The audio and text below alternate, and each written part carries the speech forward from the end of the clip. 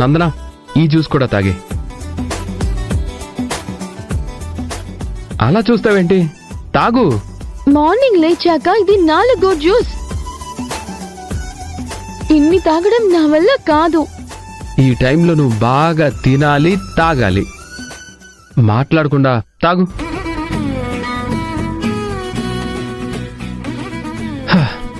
తాగుతావా తాగవా? సరే, తాగుతానులేండి.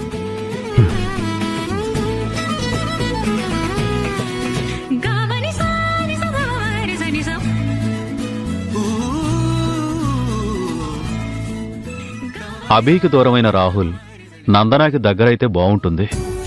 రాహుల్ దూరమైపోయాడు అనే భావన కాస్తైనా అభికి తగ్గుతుంది. విషాదంగా మారిన తన జీవితంలో ఒక కొత్త సంతోషం మొదలవుతుంది. ఏంట్రా, జ్యూస్ తాగనని ఇబ్బంది పెడుతుందా? అవును నాన్న, చిన్నపిల్లలాగా అల్లరి చేస్తోంది.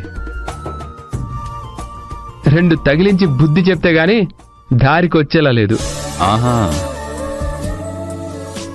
అమ్మా నందనా, ఇప్పుడు నీకెలా ఉంది? పర్వాలేదు అంకుల్. తనకి పూర్తిగా నయం అయిపోయింది నాన్న. ఈరోజే డాక్టర్ కూడా డిశ్చార్జ్ చేస్తానన్నారు. డిశ్చార్జ్ అయిపోయాక ఒక 4 రోజుల పాటు నందనని మనింటికి తీసుకెళ్దాం అనుకుంటున్నాను.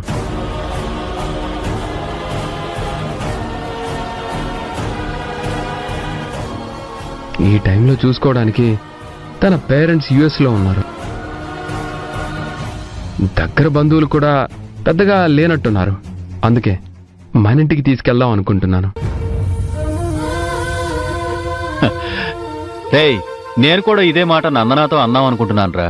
ఈలోపు నువ్వే నిర్ణయం తీసేసుకున్నావు.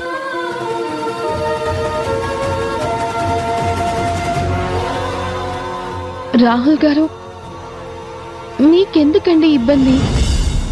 నేను మా ఇంటికి వెళ్ళిపోతానులే. నందన, నిన్ను చూస్తుంటే నాకు చాలా కోపం వస్తుంది. ఫ్రెండ్ అనే అభిమానంతో నేను పిలుస్తూ ఉంటే పరాయివాడిలాగా నువ్వు నన్ను చూస్తున్నావు కదా.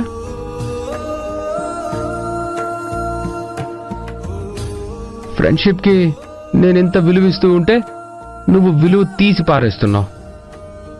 ఇదేమైనా బాగుందా? అయ్యో, అలాంటిది కాదు రాహుల్. నేనొచ్చి మీకు ఇబ్బంది కలిగించడం ఎందుకు అని. కాని వాళ్ళు వస్తే ఇబ్బంది, అయిన వాళ్ళు వస్తే కాదు. నువ్వు నాకు అయిన దానివి అనుకుంటున్నాను. అనవసరమైన ఆలోచనలు పెట్టుకోకుండా చెప్పిన పని చెయ్యి. అర్థమైందా? ఏమంటావు?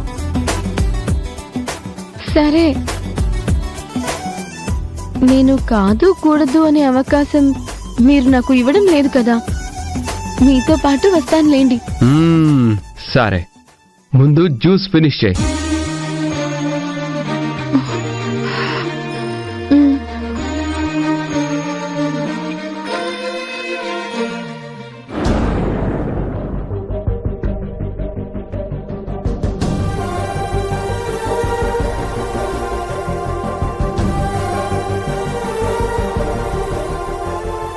అమ్మా నందనా, నీ లగేజ్ తీసుకొచ్చాను. నేను వెళ్ళి డిశ్చార్జ్ పనులు చూస్తాను. నువ్వు వెళ్ళి డ్రెస్ చేంజ్ చేసుకుని వచ్చాయమ్మా. రెడీగా ఉండు, వెళ్దాం. రాహుల్ రా. సరే.